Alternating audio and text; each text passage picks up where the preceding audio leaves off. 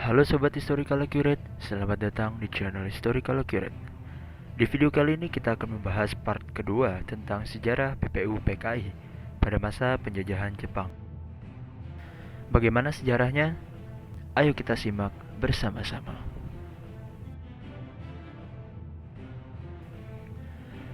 Sidang-sidang BPU PKI. Sidang pertama BPU PKI. Sidang dibagi menjadi dua babak yang dilakukan pada tanggal 29 Mei sampai dengan 1 Juni 1945, 10 sampai 16 Juli 1945.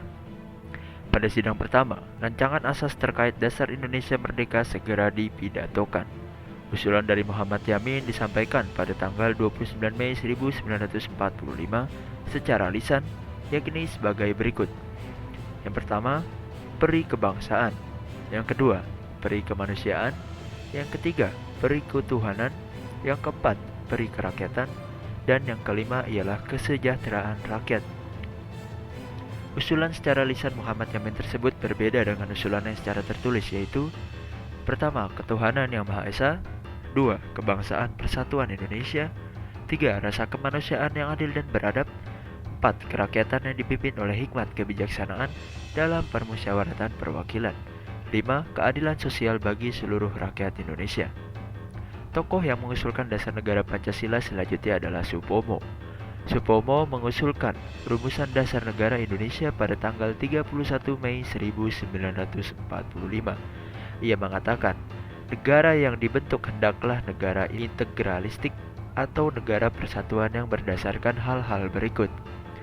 Yang pertama ialah persatuan, yang kedua ialah kekeluargaan, yang ketiga keseimbangan lahir dan batin, yang keempat musyawarah, dan yang kelima ialah keadilan untuk rakyat. Usulan dari Profesor Dr. Supomo disampaikan pada tanggal 31 Mei 1945. Beliau ternyata memiliki pendapat sendiri berdasarkan 3 teori berikut. Yang pertama ialah bagaimana yang dicetuskan oleh Thomas Hobbes, Jean-Jacques Rousseau, Herbert Spencer, John Locke, dan H.J. Lasky. Ada sebuah usulan untuk golongan individualistik yang disusun atas dasar kontak sosial yang warganya sendiri mengedepankan kepentingan individu. Yang kedua ialah kelas teori atau negara golongan yang pernah dipaparkan oleh Marx, Engels, dan Lenin. Yang ketiga ialah negara tidak boleh berdiri hanya karena satu golongan, tetapi tetap bertahan untuk kepentingan semua anggotanya. Teori yang didasari oleh Spinoza, Adam Muller, dan Hegel ini disebut sebagai negara integralistik. Menurut Supomo, usulan yang lebih baik dipakai adalah poin ketiga, negara integralistik atau negara persatuan. Wilayah yang satu untuk semua orang. Usulan dari Insinyur Soekarno, Abikusno Cokrosujoso, M. Sutarjo, Ki Bagus Hadikusumo, Abikusno Cokrosujoso, dan Lim Kon Han disampaikan pada tanggal 1 Juni 1945.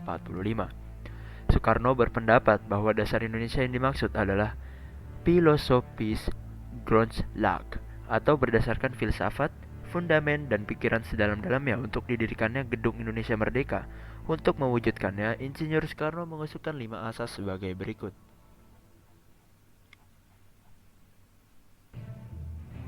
1. Nasionalisme atau kebangsaan. 2. Internasionalisme yang didasari kemanusiaan. Yang ketiga, musyawarah dengan mufakat maupun perwakilan. Keempat, kesejahteraan nasional. 5. Ketuhanan melalui kebudayaan. Dari kelima asas tersebut, tercetuslah nama Pancasila. Panca berarti 5, sila berarti dasar. Atas bantuan dari seorang ahli bahasa dan jika tidak disetujui, usulan dapat kembali disaring menjadi trisila. Sosiodemokrasi, sosioketuhanan, dan demokratis. Selanjutnya, apabila ditolak kembali, trisila dapat menjadi ekasila, yakni gotong royong, hanya satu poin penting, tetapi dapat menjadi dasar negara yang utama bagi Indonesia. Usai sidang tersebut dilanjutkan dengan masa reses yang dilaksanakan antara sidang pertama dan sidang kedua. Tahapan ini digunakan oleh para anggota untuk membahas rancangan pembukaan undang-undang. Acaranya dapat dibilang tidak resmi karena hanya dihadiri oleh 38 anggota, termasuk Soekarno yang menjadi pemimpinnya. Padahal pertemuan tersebut dimaksudkan supaya Indonesia dapat memperoleh prosedur secepatnya untuk kemerdekaan. Keinginan tersebut dilandasi oleh seorang bala tentara Dai Nippon yang secara singkat dapat memerdekakan Burma atau Myanmar.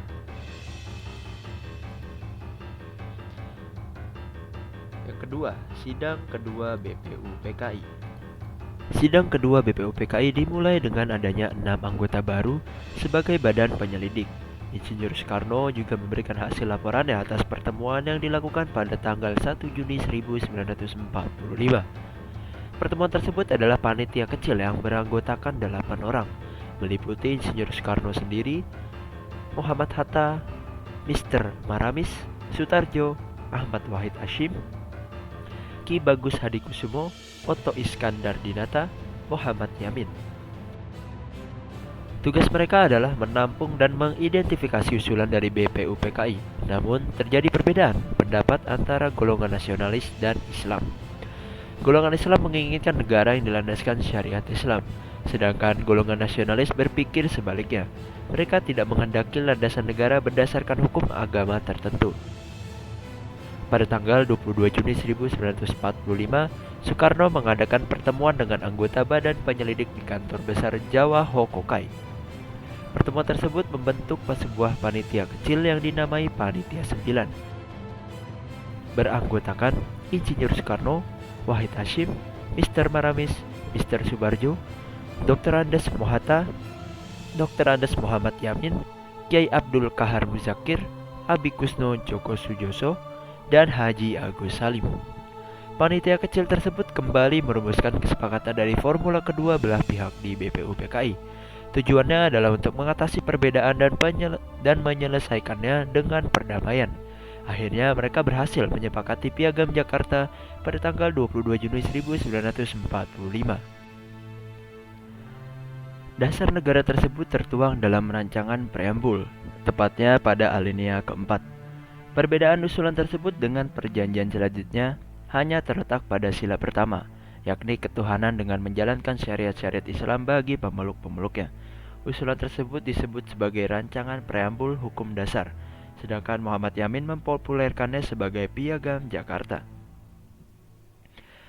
Sidang kedua yang telah dijalani dari tanggal 10 sampai 16 Juli membuahkan beberapa keputusan.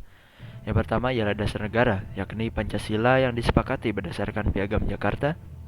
Yang kedua ialah bentuk negara Indonesia adalah republik, berdasarkan kesepakatan 55 orang dari 66 orang yang telah hadir. Wilayah Indonesia yang telah disepakati meliputi Hindia Belanda, Malaka, dan Timur Timur dengan 33 suara tanda setuju. Pada tanggal tersebut juga dibentuk panitia perancang hukum dasar. Pembagian tugasnya ialah sebagai berikut. Yang pertama ialah Insinyur Soekarno menjabat sebagai ketua dari panitia perancang hukum dasar. Yang kedua ialah Dr. Andes Muhammad Hatta sebagai panitia perancang ekonomi dan keuangan. Yang ketiga ialah Abi Kusno Joko Sujoso sebagai ketua dari panitia perancang pembela tanah air. Rapat yang dilakukan juga memutuskan terkait wilayah Indonesia, panitia untuk merancang HAM, bentuk negara dan pimpinan negara beserta isi pembukaan. Pada tanggal 13 Juli 1945, panitia kecil menghimpun sebuah panitia baru yang dinamakan PPKI, yang tidak lama setelah itu akan sidang. Anggotanya berasal dari wakil-wakil seluruh Indonesia, dinaungi pimpinan Dai Nippon yang bertempat di wilayah selatan. Yang terakhir, BPUPKI dibubarkan. BPUPKI akhirnya resmi dibubarkan pada tanggal 6 Agustus 1945 karena tugasnya dalam menyusun dasar negara dan undang-undang dasar telah selesai. Kemudian Insinyur Soekarno memutuskan untuk pergi ke Saigon untuk bertemu dengan Jenderal Besar Terauchi.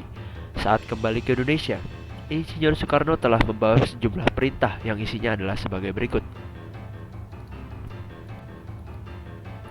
Yang pertama ialah Insinyur Soekarno akan diangkat menjadi ketua dari sebuah panitia baru, yakni PPKI bersama Dr. Andes Muhammad Hatta yang akan menjabat sebagai wakil ketua. PPKI boleh dioperasikan pada tanggal 19 Agustus 1945 pekerjaan akan diserahkan pada panitia, tidak menuntut pada cepat atau tidaknya proses. Demikian penjelasan sejarah tentang BPUPKI. Jangan lupa like, komen, subscribe untuk mengikuti terus kabar terbaru dan info video terupdate dari Historical Accurate.